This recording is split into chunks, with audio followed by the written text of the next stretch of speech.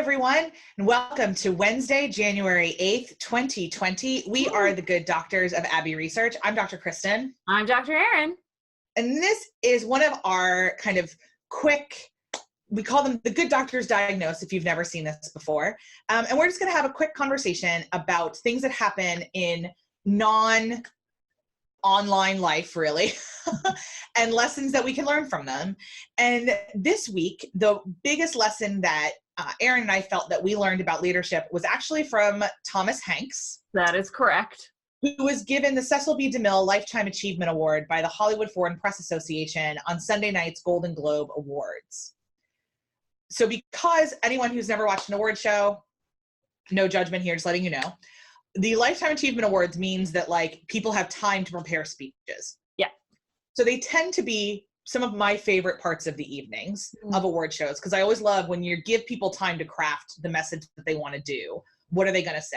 Yeah, because they know they're winning the award. So a lot of times people don't know, most of the other awards, they don't know they're going to win. And so a lot of people don't prepare speeches in case they don't win. And then they do. And then it's blessedly human and garbled mess, which is how I would be. But it's nice that you always get the one speech where somebody has really, really thought about it. So in this one, so in full disclosure, we are Tom Hanks stans and have been probably our whole lives, if we're both honest. He's one of the best humans.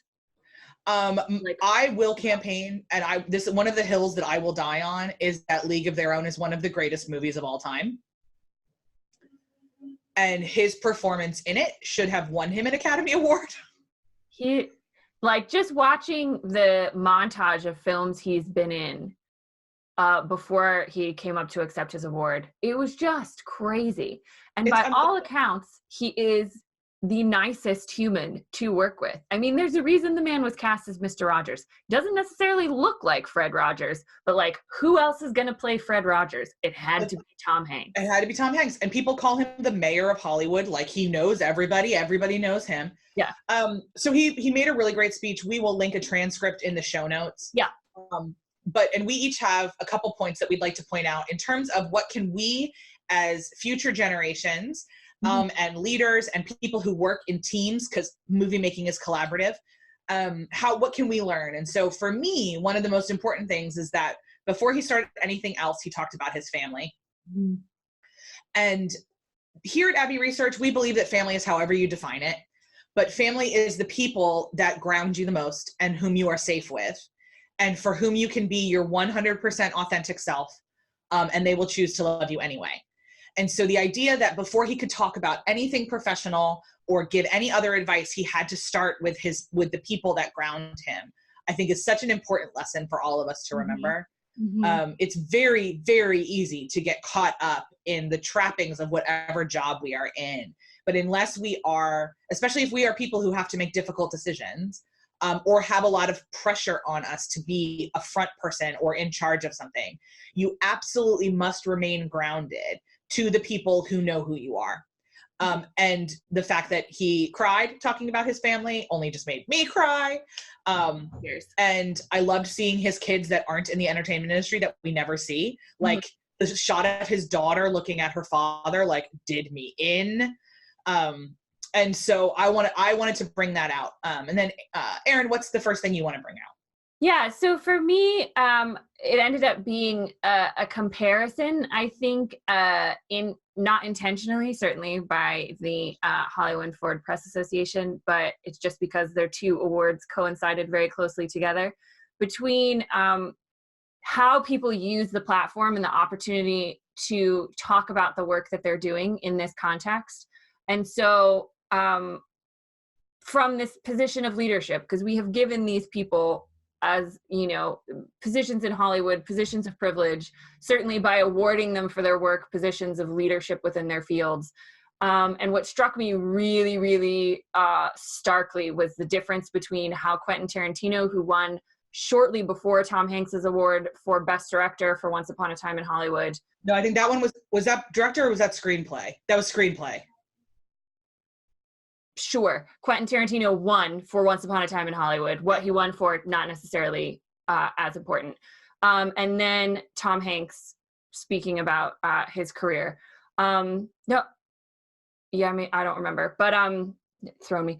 And then, so Quentin Tarantino, in his speech, which was before Tom Hanks, got up on stage and said, normally when I win these awards, there's nobody for me to thank because I write the whole thing. Yeah. Because I wrote the whole thing. But this time, you know, I had named somebody who wrote and worked along with me, blah, blah, blah, blah, blah. And at that moment, I just looked at the screen and literally yelled, like, nobody does anything alone. Even if you are literally the only person who has written a screenplay for a movie that gets turned into a movie, there's no way you did it alone. You had people that you spoke to about the writing process, or your gym instructor that helped you get out of your head and get some physical exercise, or the person who sold you groceries, or the person who runs your car service to get you to and from meetings. Like, they were all part of you being able to be in that position to write that screenplay. And then to have Tom Hanks come up and literally never almost talk about himself and just continuously talk about the people that he had learned from and that had helped him. And that it was this entire community of actors and directors and writers and grips and everybody that helped him get there. And he was explicit in acknowledging that. For me, was such a stark comparison between how you can talk about yourself as a leader and how you frame it either as a solo enterprise, which I think Quentin Tarantino is often likely to do, even though that's completely inaccurate, or as a collaborative communal exercise. So that was the biggest thing that struck me. And the thing that gets, I will say, just like, clearly we are not Quentin Tarantino fans. No. I somewhere around the 19th hour I spent watching Django Unchained, I just checked out. But for me, what's even more egregious about his lack of emotional intelligence is that all of his stories are usually about some level of real person. Mm-hmm. This one is about a dead woman who was killed by, I mean, for anyone who doesn't know what Once Upon a Time in Hollywood is, it's a reimagining of the Manson family murders if Sharon Tate had lived. And like, Margot Robbie plays Sharon Tate. Spoiler alert, in real life, Sharon Tate did not live. She was killed. She was pregnant, and both her and her baby were killed by followers of Charlie Manson. Yeah. I am somebody who spends a lot of time consuming true crime material. I'm my favorite murder person. Like, I spend a lot of time thinking about how we talk about victims. Mm-hmm. And the fact that in none of his talk did he mention the Tate family. Yeah. Was, to me, abhorrent. And I need to go back and watch some of his older stuff, but I don't think he mentioned, I don't think he thanked anybody who was an enslaved person for Django. I don't think he thanked anybody who fought when he did Inglourious Basterds. He takes from history. Mm-hmm. And not only does he not acknowledge all the, exactly that Aaron said, all the day-to-day people, but this isn't just out of nowhere that he creates these fantasy stories. He is not the originator of a lot of these stories. He certainly creates and manipulates and changes them. And he acts like he is. And I have no time for that, personally. Absolutely not. The other part that we both really enjoyed, and I'll kind of do the bigger part, and then Dr. Donnelly has some more specifics about one particular line, was when Mr. Hanks talked about a lesson that he got from one of his first jobs as an intern at the Great Lakes Shakespeare Festival. And he had the director yell at the actors at some stage. And he yelled at them, you actors, do you know what your job is? You have got to show up on time, you have to know the text, and you have to have a head full of ideas. And for me, I thought that was one of the most beautiful ways to talk about, kind of how we all have to show up to work, right? You have to show up on time. You have to know the text. And Hanks goes on to explain what knowing the text is. It's not just knowing your lines. It's knowing the context. It's knowing the people you're working with. So it goes beyond the text is a broader concept than just the words you have to memorize. And having a head full of ideas. And I mean, isn't that what we all have to bring to every job? Showing up on time, being curious, thinking about things, asking questions, having a head full of ideas, and knowing what you're supposed to do, not just down to the letter of it, but knowing how you're supposed to work with other people, what the bigger context is, what the bigger implications of whatever project you're working on. I thought it was such a clear and succinct way to talk about such a fantastic approach to work and a collaborative approach to work, which is, I think, the Tom Hanks method of acting, that I absolutely love that. But I know, Kristen, that you specifically want to talk about the importance of showing up on time. There are few things that will make me judge you faster than a perpetual lack of punctuality. I have never found it charming when people are like perpetually late, because other people's because time is currency. A lot of us on this planet can figure out ways to make more money. None of us have figured out a way to make more time. Mm-hmm. And so the absolute gift that you give everyone around you and also yourself, he talked about it as a liberating force. Yeah. In your own life. And it's so true. If you show up where you're supposed to be and you've done the work to get there, the world's going to change. Yeah. That's it. Because you have liberated yourself and others from the constraints that come from a loss of time, which cannot be replicated, and a lack of preparedness, which also cannot necessarily be fixed in the moment. Yeah. And of course, we all don't do those things sometimes, but we've all worked with people who then trip all over them, are embarrassed. They've sent text messages to say they're going to be late. They know the importance of time. And then we have the people that show up 45 minutes late into the meeting and go, what did I miss? Mm-hmm. Well, I know, Thomas Jefferson, it's not my job to figure that out for you. You should have been on time. Also, I think we can all kind of agree that at this point in Hollywood's, in current, the entertainment industry, Tom Hanks would be one of the elder statesmen. Yes. His last Academy Award was in the 90s. I believe it was for Forrest Gump. He also won for Philadelphia. And let me just say, if you are somebody who came to Tom Hanks because of Toy Story, amazing. Welcome. Cannot encourage you enough to go back to his stuff from the 80s and 90s. Yeah. Especially the drama of Philadelphia. But if you've never seen Big, please just enjoy yourself. And Sleepless in Seattle. I love Sleepless in Seattle. And You've Got Mail. I'm a big fan of You've Got Mail. Big fan of You've Got Mail. His newer stuff's incredible. Captain Phillips does not get the credit that it should for the work that he did in that movie, et cetera, et cetera. Yeah.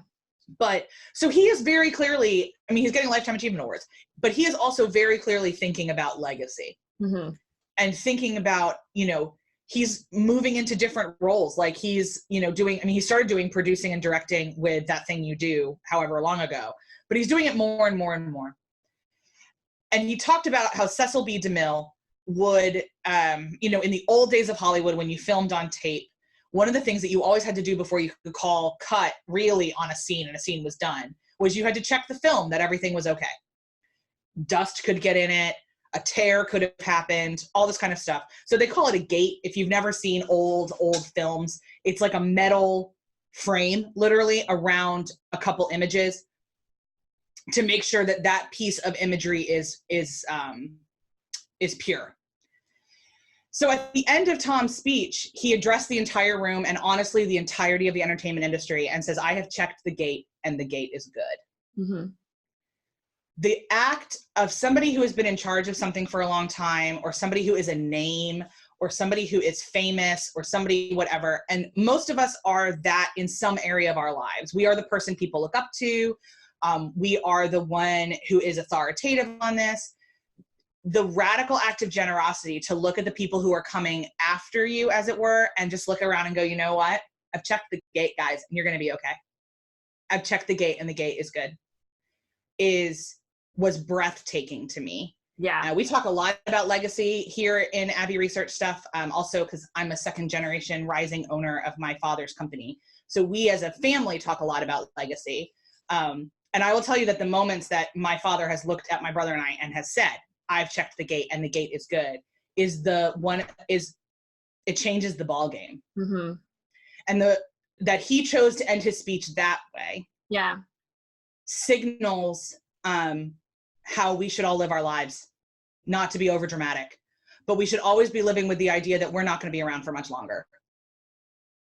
So have you checked the gate? Is the gate good? Give that generosity on. If it's not, get your hands dirty and figure out how to make it good.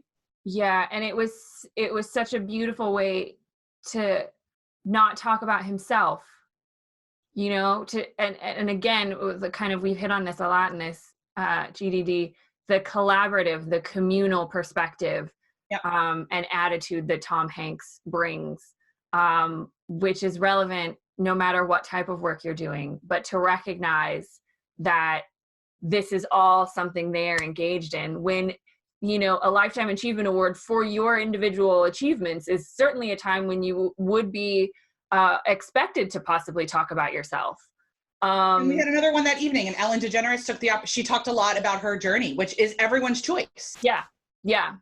But for me, it was such a remarkable example of that generosity and of that collaborative spirit, that I was absolutely floored by the words. And clearly we felt important for a GDD to talk about this week, especially since it just happened.